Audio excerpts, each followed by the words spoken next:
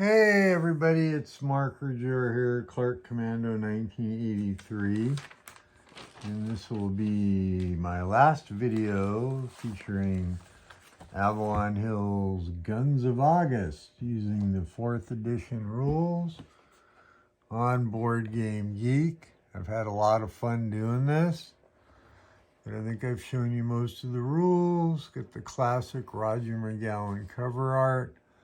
Still think it's one of the best cover arts ever. Compass Games did do a remake of this by the original designer, Empires and Alliances, and I fully can recommend that game as I've played it.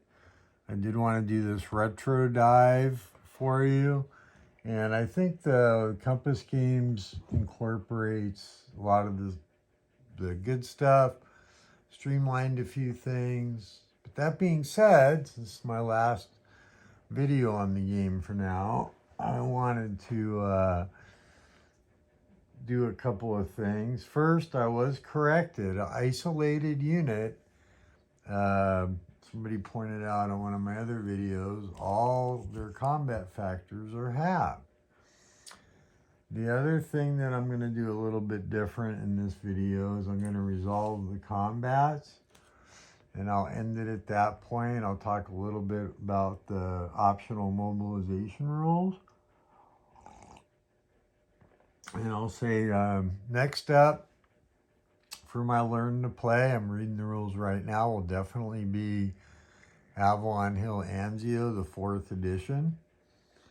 I really want to thank everybody that's joined me on my journey, and definitely didn't have some optimal play.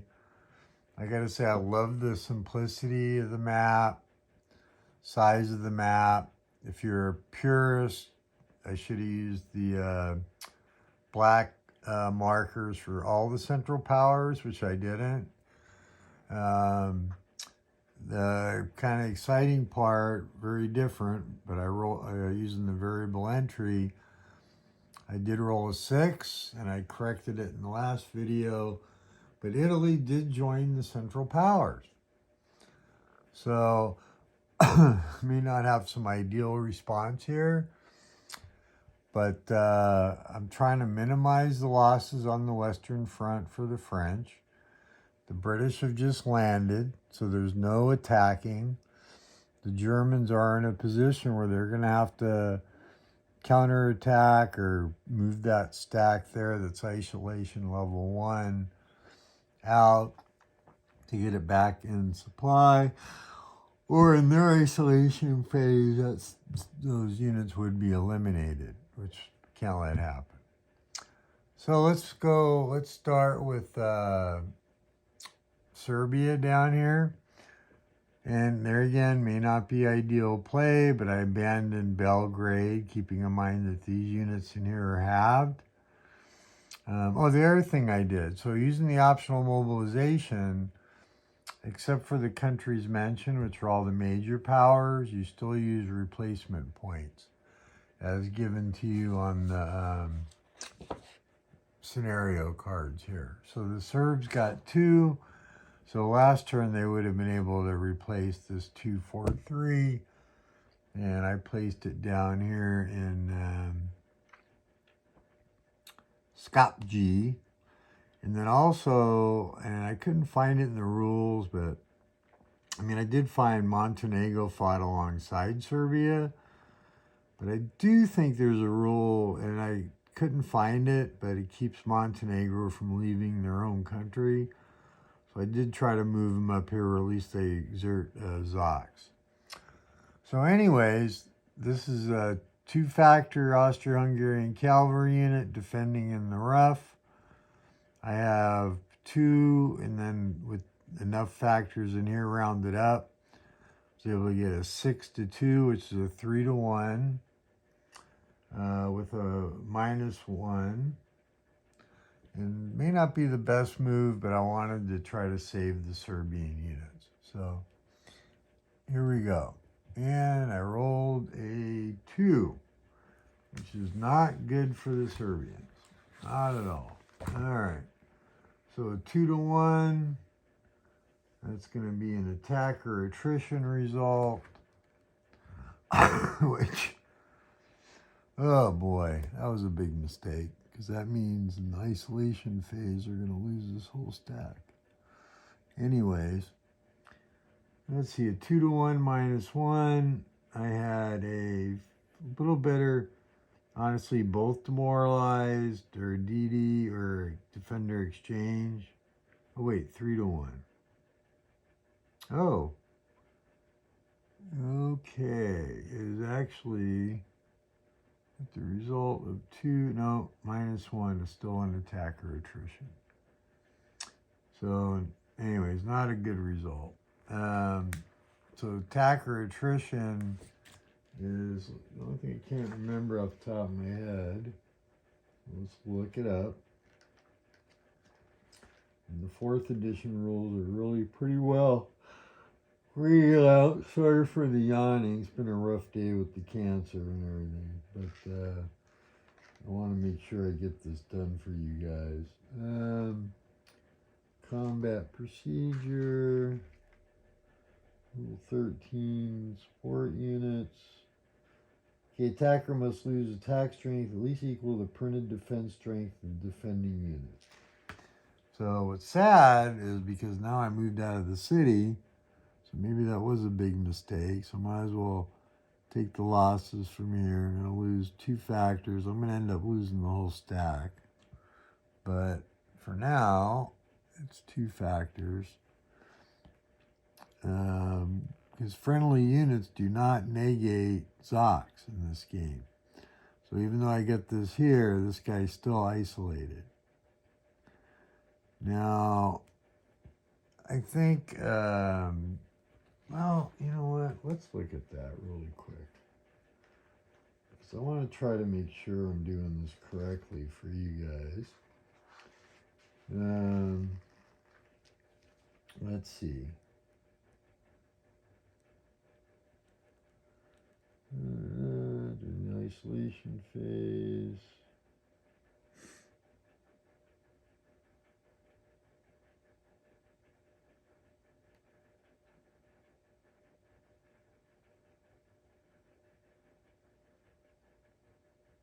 Yeah, see, it may begin in an enemy-controlled hex, but may not enter another enemy-controlled hex, even if the hex is occupied by a friendly unit. And if you remember, I think when you look at these rules, the Zoc rules are basically, even though there's a unit in there, when you have a Zoc, it's considered control, and it cuts both ways. So if I have made a mistake on that, please correct me if I'm wrong. So, but that's my literal interpretation. So that was a complete disaster. But the Serbs will continue to fight on still. And then we're going to move on to the attack on Lemberg here. Now, normally there's a -1 for the city. But amongst these 4 attacking Russian X's, I have 6 artillery points. So that negates it. So that's a 2-to-1 straight up. And I do keep a notebook for my die rolls and attritions and also rules questions. And that way, if I have somebody available to ask, I can ask. But here we go on the 2-to-1 straight up for Lemberg. And we roll oh boy, another bad die roll. Oh, boy. Ugh, a 1. All right. Well, bad if you're the Central Powers. Good if you're bad if you're the Russians. Good result if you are the Central Powers. Because that's not, honestly, a 2-to-1 is just not a great attack, but it does provide you a 4 in 6 chance of doing something to the defender, which I would have loved to do here, but it didn't happen. So another attacker attrition. So that's 17 points of losses. Let me stand up here and do the losses for the Russians. Ugh. Sorry, guys. Pretty tough. You gotta pay attention to every move I make. My legs are pretty jacked up from my chemo treatments. So I think, let's see, let's see, what can we do? You know, we got a lot of threes. And I don't really want to kill the other 6. And then we'll do here, L, 12, ugh, not pretty at all. And then K, because they're at least in the rough. Let's see, 12 and 18. And the hex was defended by 17. So that satisfies the losses for the attacker attrition result. Darn it. If I could have just rolled a little bit higher, that would have been okay. Anyways, all right. So the other attack we got is up here against this guy. This is a 3-to-1. So far I've rolled a 1 and a 2. If you followed the other videos, I seem to roll on the extremes with this old Avalon Hill dice. Let's see if I can maybe get it to go the other way. Oh wait, that's that attack. Where's the...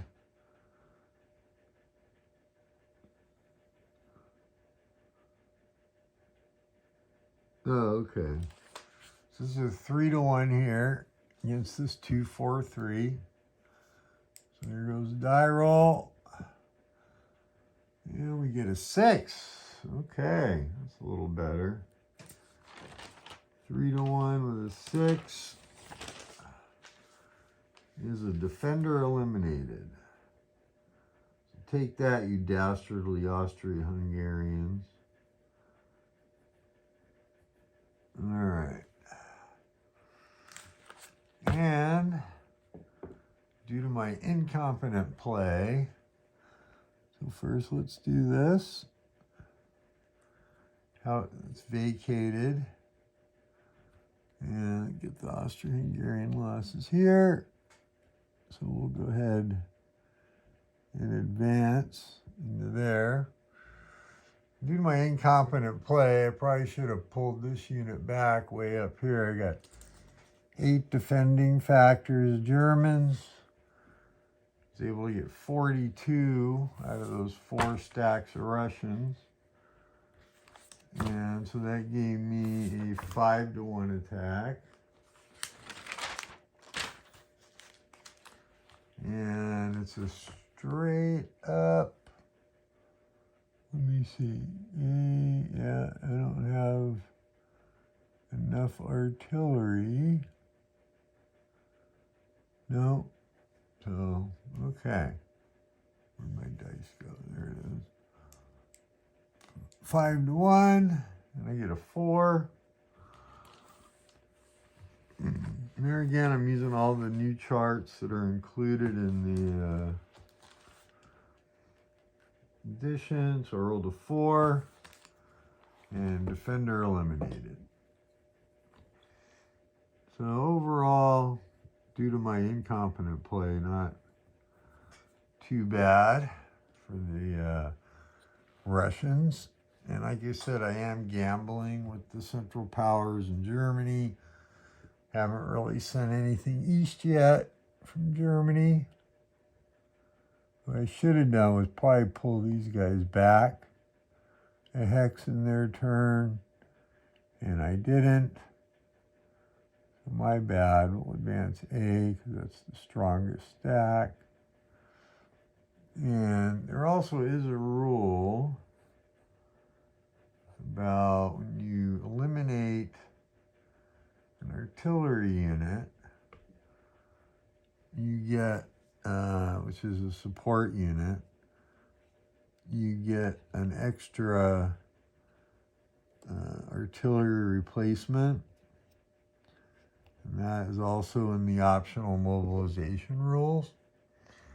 So you should note that. All right. So, and no attacks in the west. Trying to minimize casualties. So all the actions on the Eastern Front in Serbia, yeah, maybe I made an error pulling out, but I'm a gambler in my games.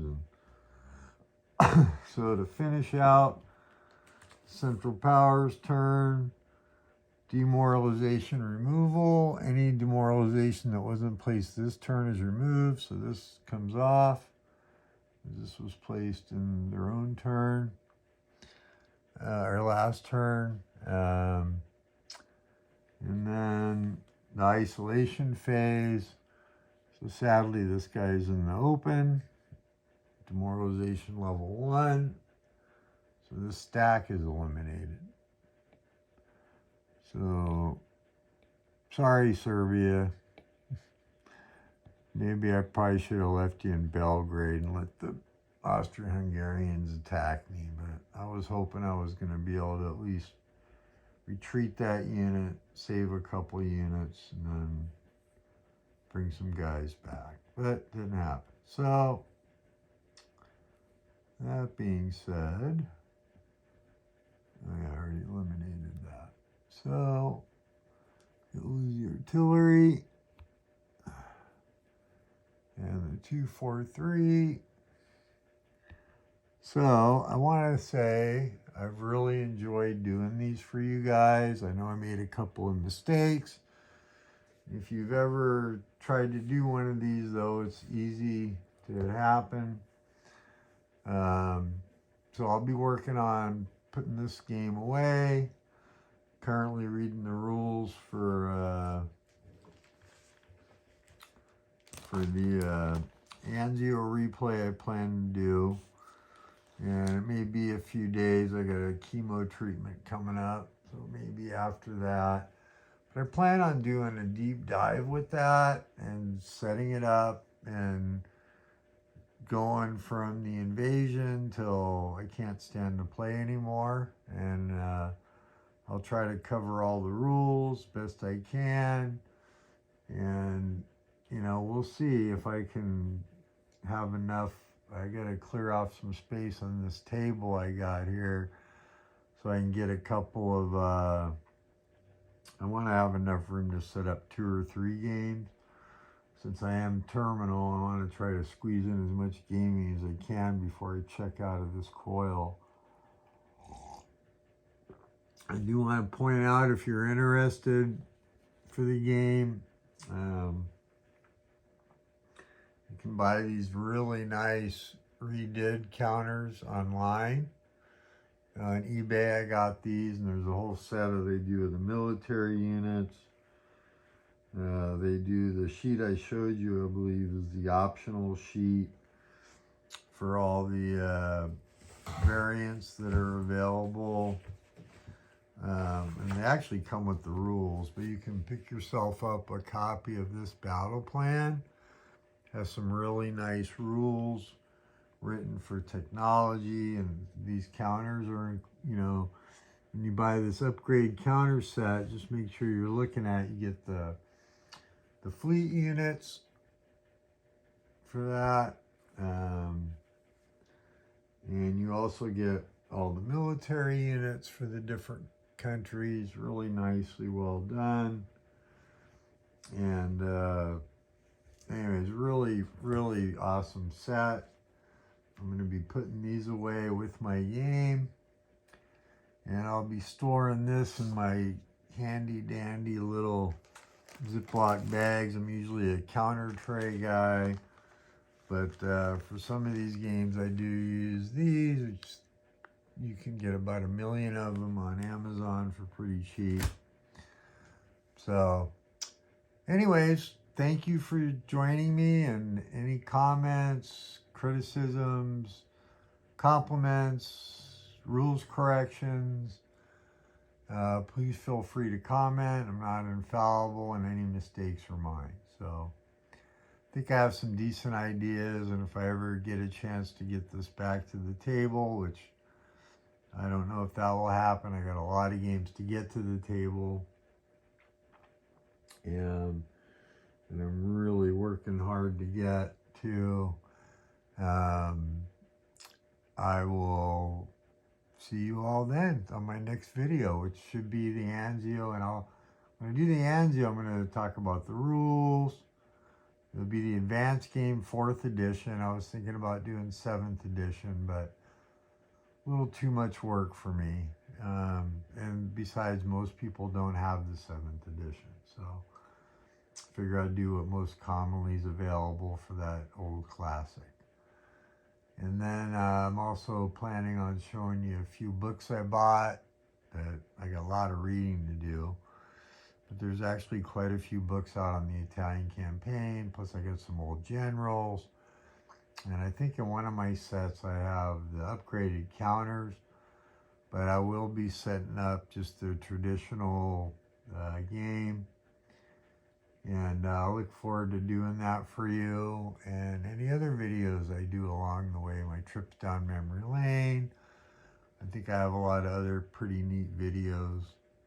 Also going to show you how I use some of my player aids that I like to use in some games, and I think for Anzio will come in handy. And just for example, really quick, and I'll probably show them again, I bought some of these micro dice. I use these for marking odds in attacks. I got a whole bag of these on Amazon. These are pretty neat. Bingo chip markers. You can see through them and you can use them to mark various things. What else? Anyways, I got some, I think, kind of cool player aids and whatnot, different things. So see my other videos. But anyways, thanks for joining me. I really appreciate it. Hope you enjoy seeing the video.